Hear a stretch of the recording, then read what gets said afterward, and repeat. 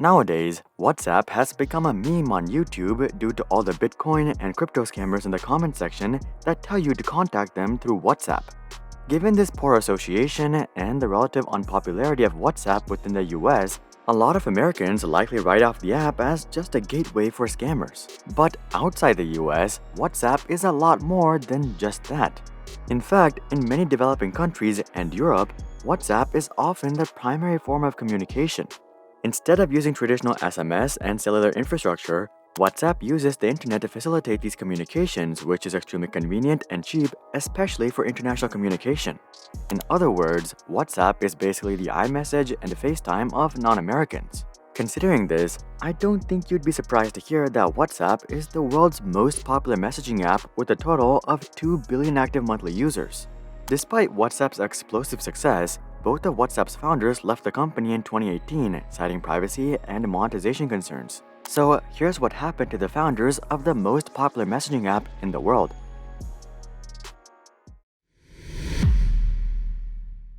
Taking a look back, the story of WhatsApp circles back to two men named Koum and Brian Acton.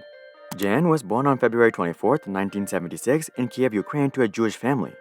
Jan was an only child, so his parents gave him extra love and attention, but no amount of care was able to cover up the reality of their living situation.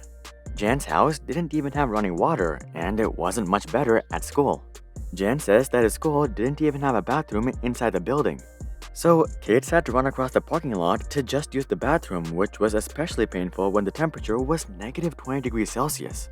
Aside from poor living conditions, Jen says that the social life wasn't that much better due to all the discrimination against Jews. Jen's family had to put up with this for decades, but when Jen turned 16, they decided to immigrate to Mountain View, California.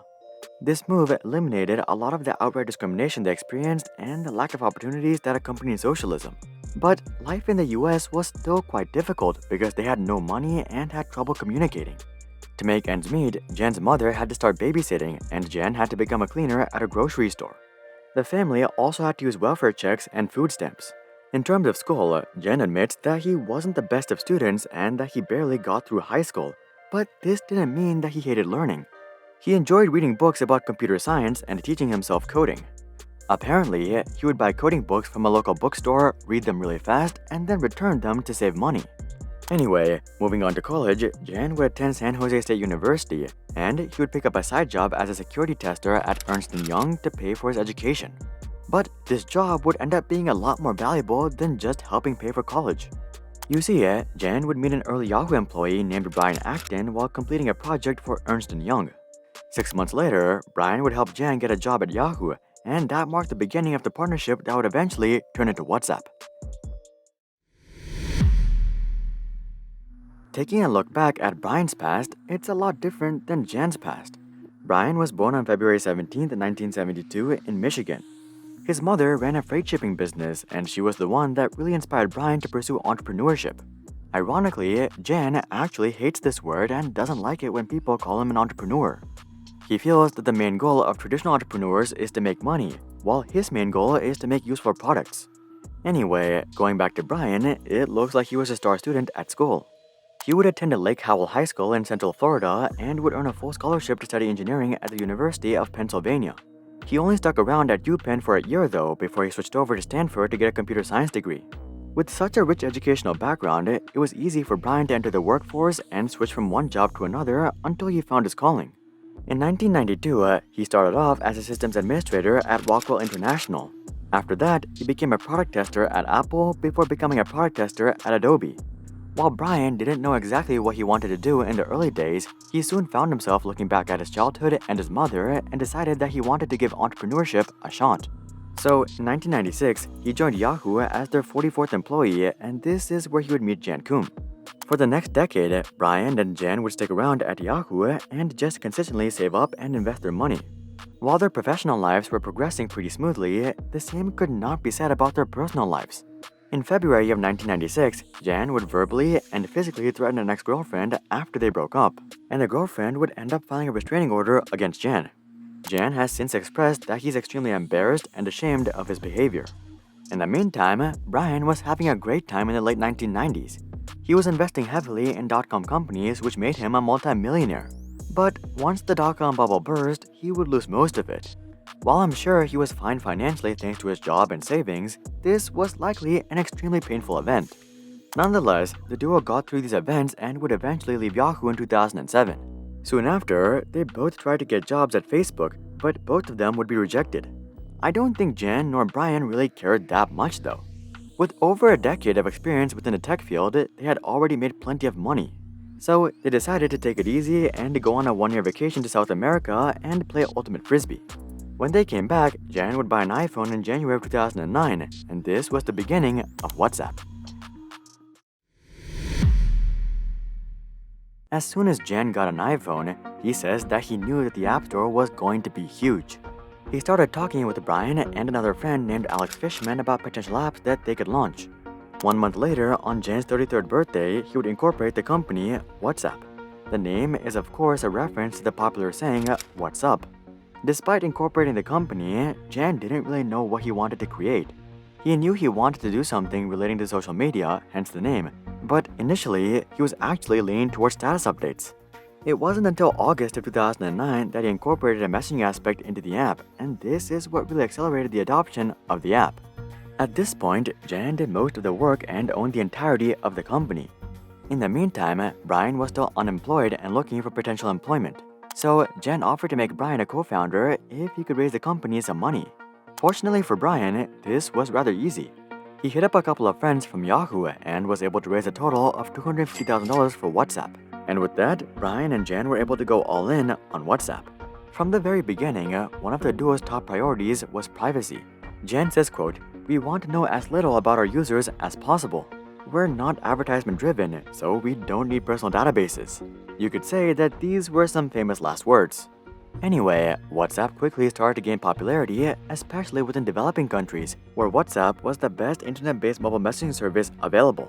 Hundreds of thousands of users turned into millions of users, and millions of users turned into tens of millions of users.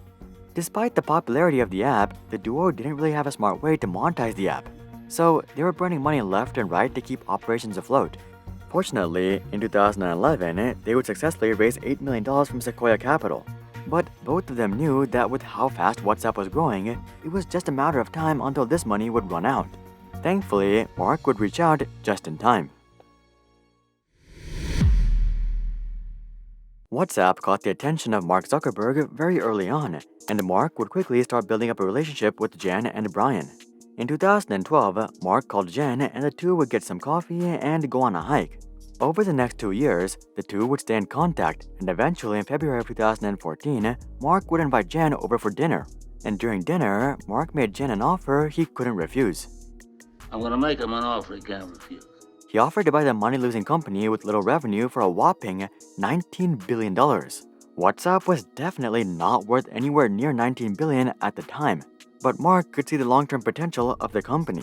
Meanwhile, Jan likely knew that WhatsApp could eventually grow well past $19 billion naturally, but that would be a long and tough journey filled with risk, so taking the buyout was a no-brainer. Soon after, Jan would send the acquisition papers on the door of his old welfare office, and with that, Jan and Brian were officially billionaires. With the backing of Facebook, Jan and Brian were able to test and implement new features faster than ever before. One of the first features they implemented after the acquisition was voice calls, and by June of 2016, more than 100 million voice calls were being placed on WhatsApp on a daily basis. Soon after, they launched video calls, two-step verification, and WhatsApp Business. Aside from introducing new features, WhatsApp could relax the monetization effort thanks to Facebook. So, in January of 2016, they would remove their annual $1 fee, which made WhatsApp more accessible than ever before. Despite all these advantages, there were also a few notable disadvantages, namely a reduction in user privacy. During the summer of 2016, WhatsApp would begin sharing user info with Facebook for targeted ads. Neither Brian nor Jan were big fans of this decision, and they would both leave Facebook soon after, but not before securing their full stock compensations. Brian was the first to leave Facebook in September of 2017, and Jan would leave Facebook 7 months later in April of 2018. Ironically, both of them would start trashing Facebook as soon as they left. Jan has expressed his grievances about Facebook to the media on several occasions. Meanwhile, Brian straight up advocates for people to delete Facebook. Clearly, money hasn't bought their loyalty. But anyway, Jan has more or less retired ever since he left Facebook, and we don't really hear that much from him. The only time his name comes up in the media nowadays is whenever he makes another large donation. One of his largest donations was $556 million to the Silicon Valley Community Foundation. Jan says that Facebook barely changed his life and that he still lives in the same house, hangs out with the same friends, and more or less does the same things. He just has a lot more money in his bank account. Brian, on the other hand, is more active than ever before with the Signal Foundation. One of the first things Brian did after leaving Facebook was founding a competing messaging platform called Signal. Signal is a non-profit messaging platform that focuses on collecting as little data as possible. Everything on the app is encrypted, and so far, Brian has funded it with $100 million of his own money. Signal has actually become quite popular, growing an active user base of 40 million users as of the start of 2021. And given the virtuous goals of Signal and how much funding they have, I can't see why the app won't just become even more popular within the coming years. Eventually, they may even be able to give Telegram and WhatsApp a run for their money, which is the goal. So, Brian may end up being known for founding not one, but two game-changing messaging platforms, one for himself and one for the people. Do you guys think Signal can replace WhatsApp? Comment that down below. Also, drop a like if you're glad that Brian is standing up to Facebook.